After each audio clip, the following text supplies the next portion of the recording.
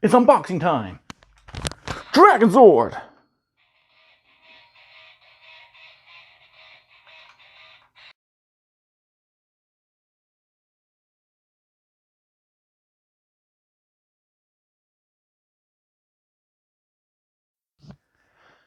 Hello everyone, welcome to a little bit of a late birthday unboxing. So today I'm going to be bringing you a quick unboxing of my birthday treat to myself. And I can finally tell my 7-year-old self that I do get a Dragonzord. And yeah, okay, I have to build it myself, but I have this. This is the Kyoryu Sentai Zyuranger Dragoncaesar by Bandai. It's a Minipla kit, or mini plastic kit, which we have to build to create the awesome Dragonzord, or Dragoncaesar as he was known in the Japanese series. So here we see him interacting with the Megazord here, creating Zutai Daizujin. And here we see him with the 3 parts that make up the Dragon Megazord, or Goryuzin. And on the back we see the other products in the line. So at the time of this release it was only the 2 products, so Dragoncaesar himself and the Daizujin, or Daizujin Megazord there, which came with all 5 Megazords. Since this release though, they have released the Minipla of Titanus, the Carrierzord, so you can make the Ultrazord up indeed. And then we have words, barcodes, things I can't understand. And on top we see the dragon emblem there, and another shot of Dragoncaesar, as well as the Kyoryu Sentai Zyuranger logo. So yeah, for those of you who don't know, of course, Power Rangers was translated from a Japanese series called Kyoryu Sentai Zyuranger, and adapted into what we now know as Mighty Morphin Power Rangers Season 1. It was taken up by Saban Entertainment, who took the action footage from the Japanese series, so the Zord fights, the bad guy fights, etc., and reshot it, reincorporated it with freshly shot material for the American market. So some of the storylines don't quite add up from the original Japanese series into the English series, but we did get the full 52 episodes, I think it was, in which we see the Power Rangers, of course, fight off against the evil space sorceress Rita Repulsa, or as she was known in the Japanese series, Bandora.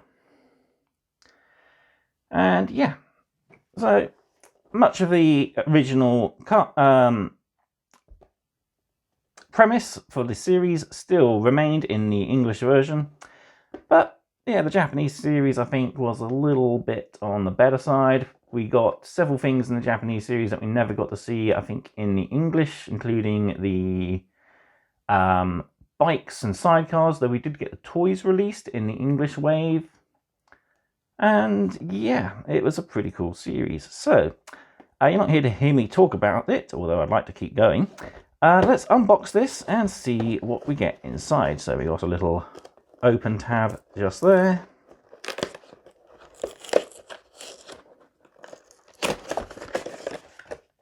Flip open and we got our bags inside. So we've got our baggie here of the instructions and the sticker sheets.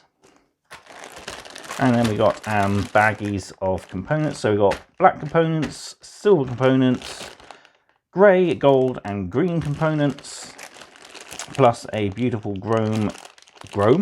chrome gold chest plate there, and the dragon symbol there as well, which goes on the chest. So yeah, we'll open up these bags and take a look at the components, and then we'll also have a look at the instructions. And yeah, we'll give you a rough idea how it goes together. And then I will do, of course, a build video later on.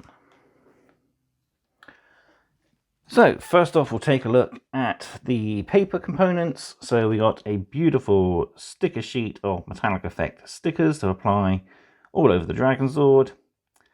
So pretty cool. These are going to take some applying. So some of it, like the plain gold detail, I might paint. I haven't decided yet. Got the Zyuranger Z there, which of course they kept in the English release of the toys and stuff, but it didn't mean anything when you consider it's now Mighty Morphin Power Rangers. But still, it is a nice little touch. Yeah, only 16 stickers, so not too bad there. Pretty cool. So next up we got the actual build instructions. So for those of you who've never built a Gundam or Gunpla kit, basically they are kits that you clip off and push the components together to create a whole. And so for this we've got to refer to different frames, so frame A, frame D, frame I, etc. And then we can push the components. So this is the back part of the head. We've got the horn there, the two sides of the neck, and the back joint there. Then we start building up some of the other components that build up the Dragonzord. So we've got the famous chest component there, the dragon shield, the main body component there that connects together. And we put the head in place. So we've actually got two components for the mouth, I believe. We have one with the two halves of the head, two halves of the mouth pushed together, and we have a separate component that we swap out for the Megazord head, as we see here, being pushed onto the headpiece there. But yeah, just follow the instructions, pushing the components together. You don't need to use glue, especially for these, as they are meant to be semi-deconstructed, as we'll see in just a sec. But yeah, it's even got notifications of where your stickers go. So sticker 6 goes on this green piece here into the dragon shield. Got the arms there. And again, they don't really need painting. All the components are pre-colored plastic. So but yeah, you can add extra detail if you want. And then our final instruction sheet is how to make the various modes. So first off, we have how to make Daizujin, the Dragon Megazord here. So you want to split the Dragonzord in half, remove the head component, remove the two arm components, remove the main chest component, fold up the arm components, and they form the shield, which pegs on the front. Swap the mouth with the pre-built head piece. Flip up the legs, attach the Mastodon arms, the Saber-Tooth Tiger and Triceratops legs, and then we form the Dragon Spear there by taking the tip of the tail, the body with shield, and the stand, and we got a little peg there to hold in the hand. And on the reverse, we have, of course, the Dragon Megazord, or Zutai Daizujin. So again, we just split the body, take the arms off, fold them up. They do go back pretty much in the same place. So once you folded the hands inside, you put them back on top. Bend the legs down and flip them up again as you would for Megazord mode. And then you simply flip back the horns on the Megazord, tip down the shoulder plates, drop the Dragonzord in place and lock it in with that pin. Then we add the dragon tail there as a weapon, as well as the dragon shield there to arm him up. And yeah, pretty cool. Right then, let's take a look at the plastic components, and I'll give you my final thoughts as well as the pricing I paid for this. Right, so I've opened up the bags and kept them in the components in place for the moment, and we'll look at them in part by part. So first off, we got the dragon shield, which is lovely gold plastic. We have the chest emblem here, which plugs into the chest. And we actually have 3 posts, a thick one up top, 2 smaller ones, which correspond to the 2 holes there. So when we attach it, it simply plugs in like that. But we can, of course, pull it apart and form the Dragonzord arms.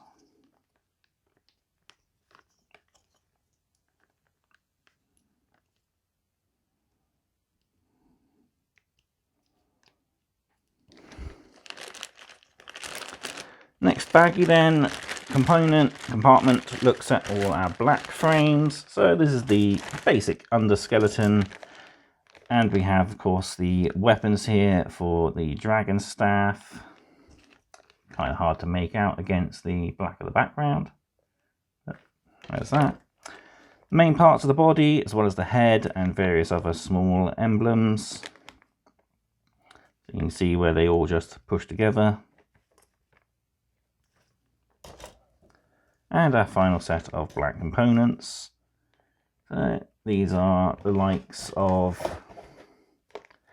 the other arm there, and parts of the leg as well, and the main body component there, as well as some detailing bits for the dragon shield. Next up, the most, I think, frames. That's actually the same as the black. So we got our grey silver frames. So we got the part of the dragon tail there. We've got the horn as well as part of the head connector there. The chest shield there. We've got parts here again for the legs. And then we have the massive dragon spear tail as well. And the final component, which is a few small bits, including some painted bits. So we've got the feet, the hands, and the head. So we actually have painted eyes there for the Dragonzord head. And we got a painted face there for the Megazord mode, which looks really cool. Then we have the few gold details. So we got the dragon emblems there, as well as the center of the chest plate. And finally, we have our green detail pieces, including the Zyuranger shield, where the gold emblems go in, and a lot of the parts where our stickers go over as well, and loads of little pegs and clips there. So yeah, it's going to be a fun little build, I think. Alright, we'll bring it back in. I'll give you my final thoughts as well as the price I paid. So there we have it. That was the unboxing for the Bandai Kyoryu Sentai Zyuranger Dragoncaesar from Bandai Namco. Lovely little Minipla kit, making up a miniature version of that classic Dragonzord from the Power Rangers of 1993. So yeah, this kit is readily available from a lot of online retailers. It roughly retails for, I think it's £100 to £120. I actually managed to pick this up for less than half that, so I actually paid £50 with free postage, which was cheaper than the one I had been watching, which was going for £70, and he kept rejecting my offers of £60 plus £10 postage. So he lost out, and somebody else has won, and I've actually won as well because I got it cheaper than I would have paid. But yeah, pretty cool, nice little mini kit. Look forward to building it and getting it into some action shots. It's quite posable, as it's not as chunky and clunky as the bigger Power Ranger toys were of the 90s. So yeah, a little bit more modern engineering put into it at least. A lot of ball joints, etc. So you can pose it a little bit better.